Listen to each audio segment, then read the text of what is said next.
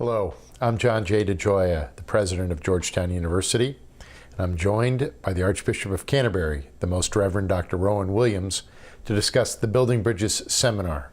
Archbishop Williams, thank you for joining us. Thank you. You're at Georgetown for the 9th annual Building Bridges seminar. Could you please tell us something about the origins of the initiative in Christian-Muslim dialogue?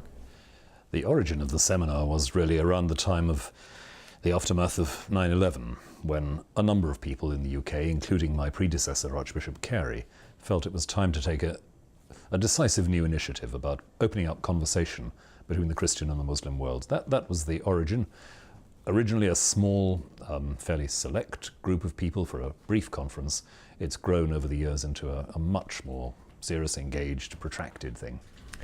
I understand that after the first seminar, you've chaired all of the 8 following seminars, each of them lasting 3 days, involving many different locations around the world. This has been a major commitment on your part. Could you explain why you've seen building bridges as such a priority? People occasionally ask, what is it that building bridges contributes to the Christian-Muslim dialogue that other kinds of dialogue don't? And for me, it's been the very distinctive experience of working together on texts that we're all reading, including our scriptural texts, creating a kind of common world of reference and understanding through reading texts together, and all the intimacy and ease of conversation that comes out of that kind of experience. It's mattered to me because that's been the experience of it. That's been the distinctive contribution that I think this seminar makes and others don't. There are seminars, there are consultations and dialogues that perhaps address matters of practical concern very immediately, how we cooperate on the challenges that face us all. There are grassroots exchanges, such as we have in the Christian-Muslim Forum in the UK. But this, I think, dealing with scholars who are used to dealing with texts, I think that's a good model.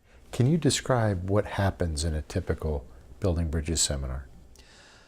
Typically, we try and open up the conversation to wherever we are, which is one reason why we've alternated between being here at Georgetown and being in a setting where perhaps it's a more local matter, where there are real concerns locally about Christian-Muslim relations. We've been in the Middle East, we've been in Singapore, in Istanbul, in Sarajevo, and all of those have brought their distinctive contributions, I think. So normally, yes, we would have a small number of open lectures, relatively brief talks by some of the scholars involved, which are open to a wider public. And then we've closed the doors, as it were. We've gone into private session, and we've worked together on the texts that have been chosen. Why this approach? Why the focus on the texts? It depends a bit, I think, on whether it's a scriptural text or another kind of text we're looking at. And as I say, we've had both. Why that focus? Initially, there was a very strong feeling that it mattered a great deal to see how the other party used their scriptures. Because, of course, it's fundamental to both Christianity and Islam that we use sacred texts. And neither of us can assume we know what it's like for the other to be using those sacred texts. We've got to watch it in operation. So we've chosen texts from Scripture to see how people naturally deal with their own sacred texts and move on from there. But after a few years of that, there was also a feeling that both of us, of course, as religious traditions, have a vast heritage of commentary and reflection on those basic texts. And we need to familiarize ourselves with those as well, and perhaps particularly with the ways in which people respond to contemporary challenges. So we've done a bit of that as well. We've chosen texts from the tradition to engage with. And that means we are all working from the same sheet. We have texts that we are agreed on using together. It gives us a common frame of reference, and that helps in the conversation. Sure. As you've mentioned, there are many different approaches to dialogue and to Muslim-Christian encounter, some emphasizing practical cooperation, others focused on spiritual experience. Building Bridges is an approach to dialogue focused on intellectual encounter, involving theological discussions among academics. Within the wider picture of Muslim-Christian relations, what is the particular contribution of this approach? I think that a dialogue between intellectuals in this way is one mode of showing that we take each other seriously. it's all too easy, I think, sometimes in interfaith relations to refuse the big intellectual challenges that another faith tradition puts to you. And sometimes, unfortunately, people don't even recognize that there is a dense and complex and rich intellectual tradition. So part of it is just that act of sheer respect towards one another. I'm saying to my Muslim colleagues, look, I know you've thought about this. I know this is interesting. I want to learn. I want to be enlarged and enriched by the questions you're asking. When you think about these last 8 seminars that you've been leading, are there particular moments that you recall, special insights, or? Oh, there are quite a few, I think. Sometimes it's been the setting we've been in. When we were in Sarajevo, I think the great insight that came from that extraordinary place was not only the awareness of recent and terrible suffering produced by intercommunal violence, but also the feeling that here was somewhere in which you could say Islam had been part of the European conversation, where for centuries Islam had been really native to a territory that was undoubtedly European. We can forget that. That's important. It was, I think, very helpful for many of us to see a kind of Muslim practice and culture there, which was not simply Middle Eastern, which is what most people think of first, or South Asian when they think of Islam, but something that had been shaped by the European context. That was a big moment of discovery. And I think another moment that I look back to with real gratitude and appreciation is when we were meeting near Rome a couple of years ago. And I think it was in that particular setting, and especially in one of the small groups in which we were discussing, that we began to get onto a very profound engagement with what we meant by God, where we were being challenged as Christians really to explain a bit more how we understood and related to God as Holy Trinity, and a sense that you sometimes have in a group like that we were on the brink of something very, very deep. Some people might imagine that the purpose of dialogue is to arrive at agreement. But at the end of one of the early Building Bridges seminars that you chaired, you commented that you were delighted by the quality of disagreement that had been in evidence. Could you elaborate on that point? Yes, I think by quality of disagreement I meant the sense of challenge and enjoyment that had emerged from coming from different perspectives, not looking for a formula that would hold us all together in an abstract kind of way, but recognizing that we were really struck and interested by what we disagreed about and were willing to go on disagreeing and exploring those disagreements with patience and affection. Now, that I think is how disagreement ought to be handled. Sure. And how about convergence between Christianity and Islam? Have you been surprised by moments of convergence? Oh, certainly, yes.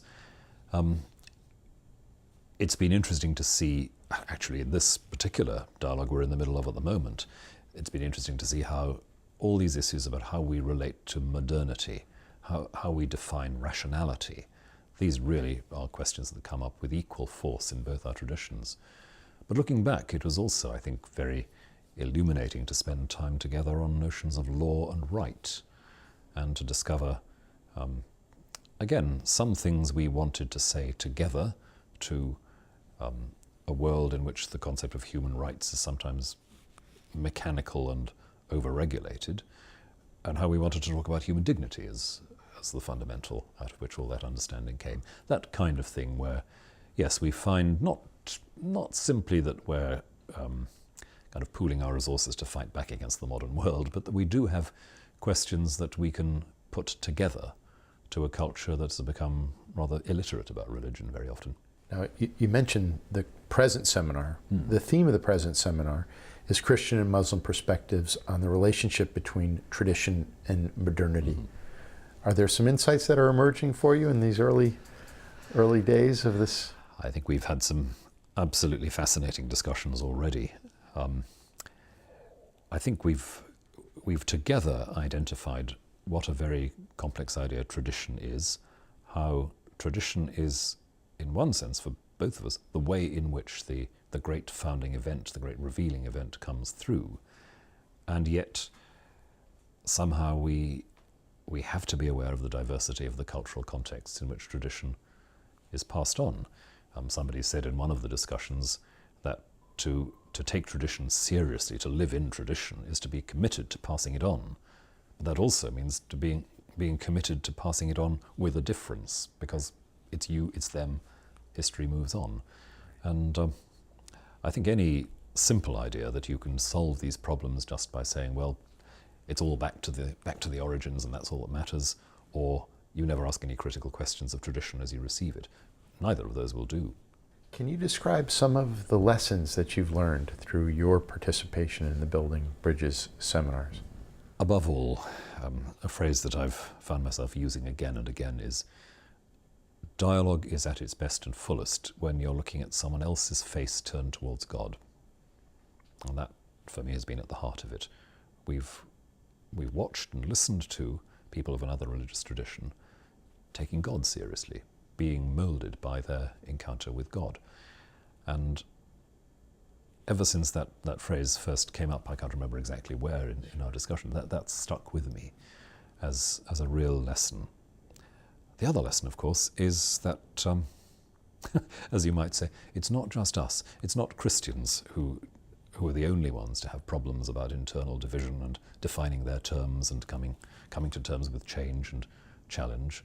Our Muslim friends are in exactly that place, and they too have their internal divisions and differences of tradition and understanding, and very often in bits of the discussion, Muslim and Muslim or Christian and Christian will be disagreeing far more sharply than Christian and Muslim across the frontiers, and that's fine. That's fine. We can explore our own native territory as well as one another's. And as you've experienced this over the years, do you see trust building and the ability to understand at ever deeper levels the differences and the perspectives that come from different points of view? I think the building of trust has been absolutely fundamental here. The seminars have had varied composition over the years, but we've had a sort of steady population of perhaps about a dozen people who've been to practically all of them. Right. And certainly among that group there's tremendous warmth and mutual confidence. And I think people who've come in, and each year there'll be a new intake, people who've come in have commented on that sense of trust, that sense of ease. We're not trying to make points or get advantage in discussion. We have learned to listen, and that's been very valuable. And as you reflect back on these 8 years of the seminars, are there any personal highlights or moments, outstanding moments that you recall that told you that this was really something important to be a part of your life? Some wonderful personal encounters, some very profound challenges, where someone has said from another religious tradition, what exactly do you mean by? And I think of the moment when one Muslim colleague leaned over the table and said, so what do you Christians mean by salvation? That sort of moment. Then you're thrown back on yourself. You have to ask yourself the difficult creative questions. It's moments like that. Yeah, you don't forget those. You don't forget those. It's great being with you today, and it's been an honor to have this conversation with you. Thank you, and thanks for all the support and help you give to this project. Thank you.